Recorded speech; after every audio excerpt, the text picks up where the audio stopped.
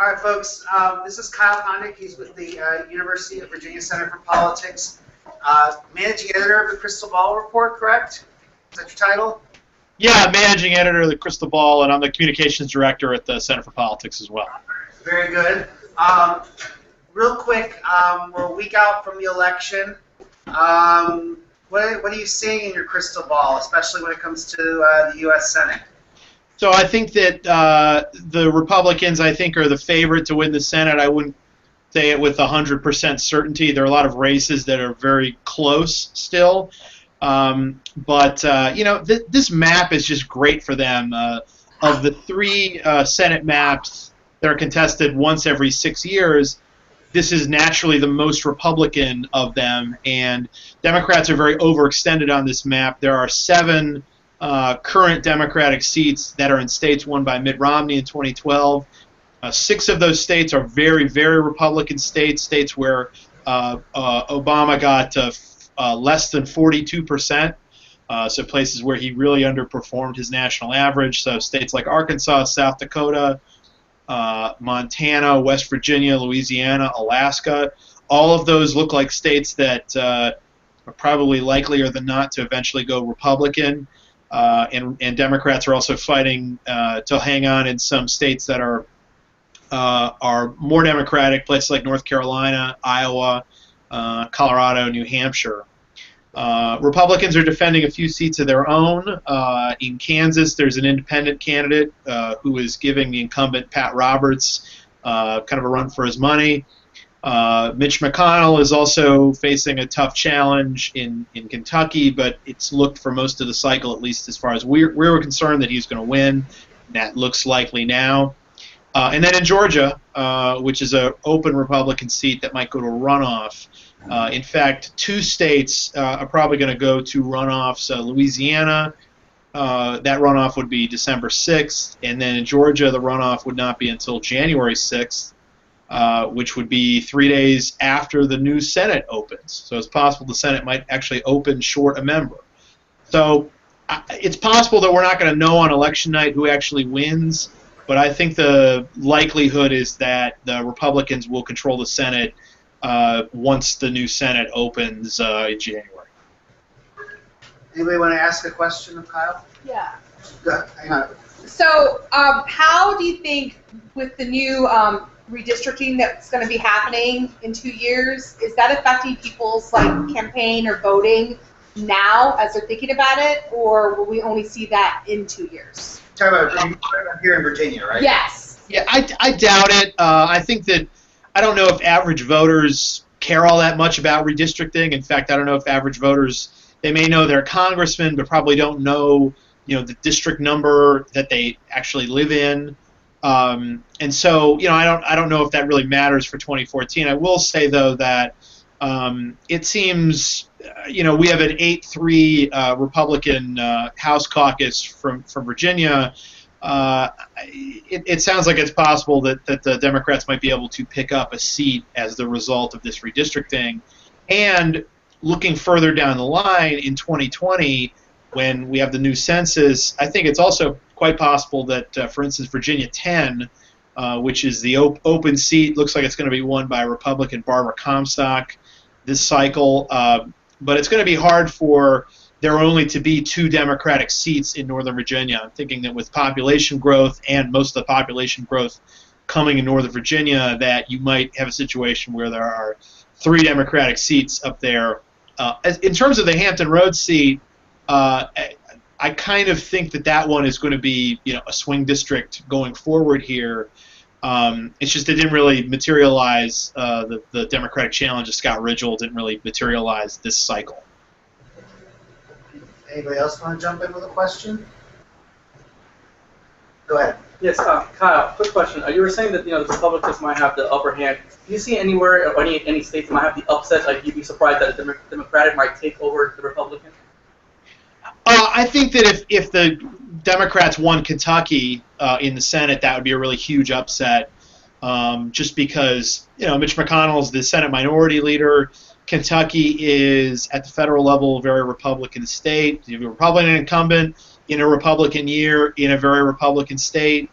And so, yeah, that would be a pretty big surprise to me, and would also really kind of shuffle the Senate map because the Republicans are banking on winning Kentucky. Georgia at this point, again, it kind of looks likely to go runoff because neither major party candidate seems likely at this point to get over 50%.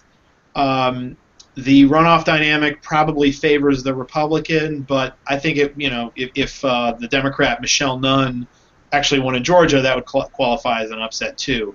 The Republicans don't have a lot of competitive seats to defend on this map.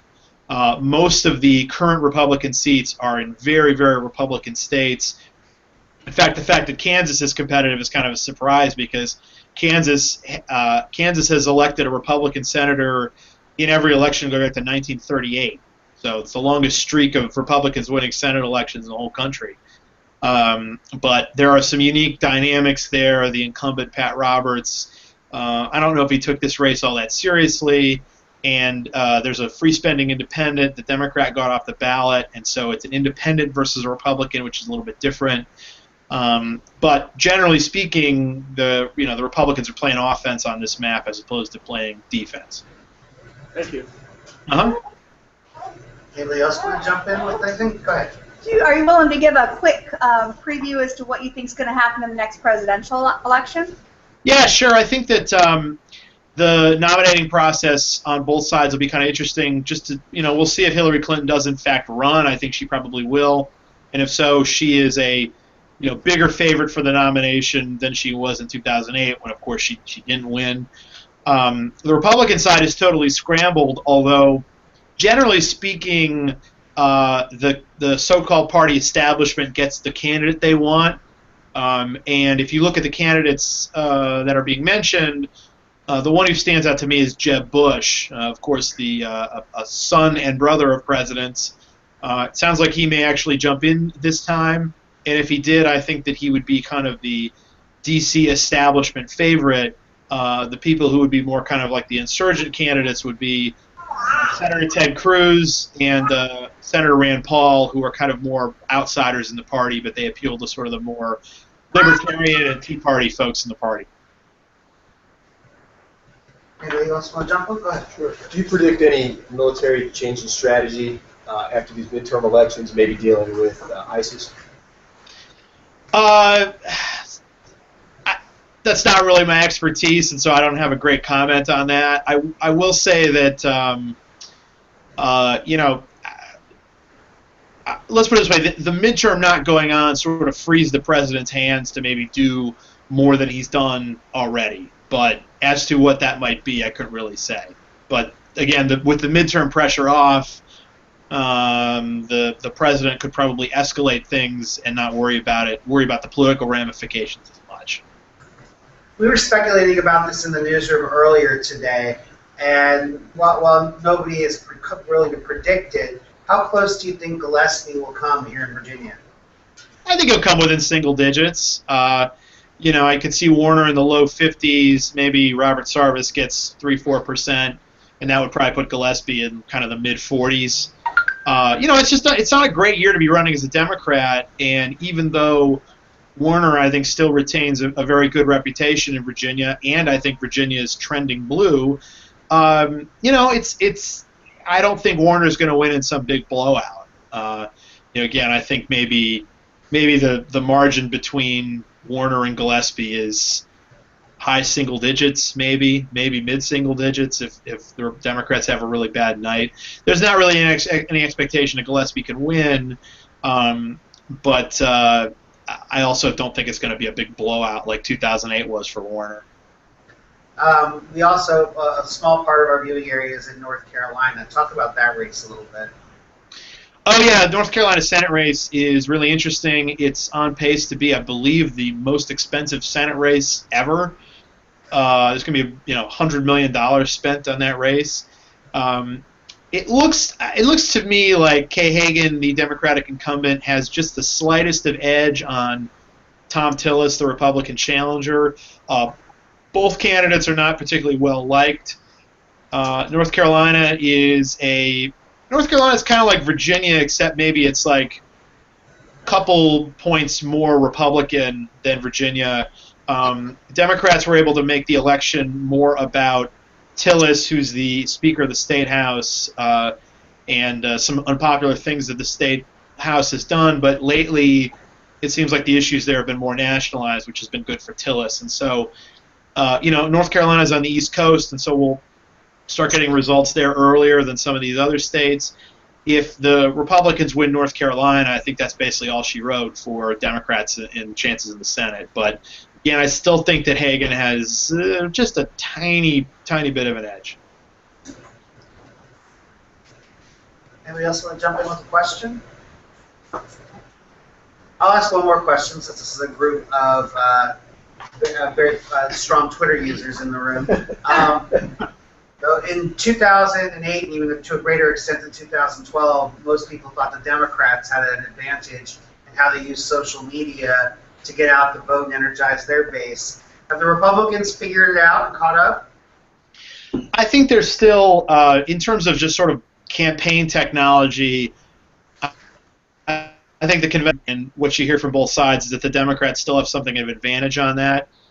Now, whether that's enough to keep the Senate in a year that's bad for Democrats is a different story. But in terms of campaign technology and the use of social media and that sort of thing, I think Democrats still have an edge. And there was just some reporting recently about Republicans are worried that they don't have the the tech people needed to do their social media stuff.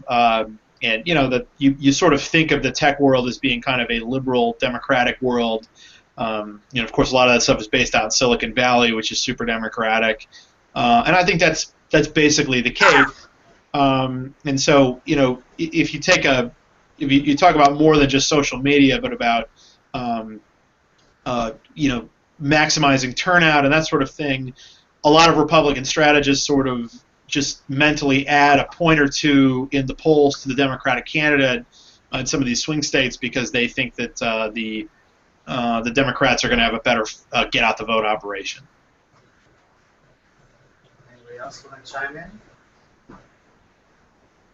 Quiet group. They're tweeting right now. So,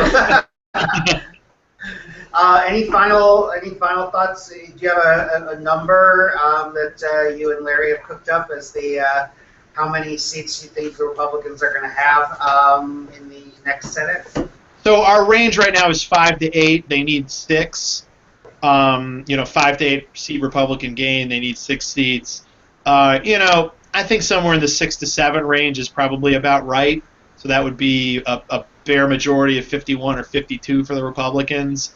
But, again, I don't feel 100% that the Republicans are going to win the Senate. I think there's too much uncertainty in some of these races to be to feel 100% confident. Anybody else want to jump in? Well, Kyle, sorry for the technology glitch. The Louisiana race. I read very little about it, but I know there's something going on over there. Can you tell me a little more about the Louisiana race in the Senate? The Louisiana Senate race? Yes, sir. Yeah, so Louisiana is interesting in that they don't hold a regular primary. What they do is all the candidates run together on Election Day, and basically that's why we're going to have a runoff, because if no one gets over 50%, it goes to this Saturday, December 6th runoff, and it's the race is primarily between Mary Landrieu, the Democratic incumbent, who has a famous family name there and has won a couple of tough races, actually 3 tough races in that state.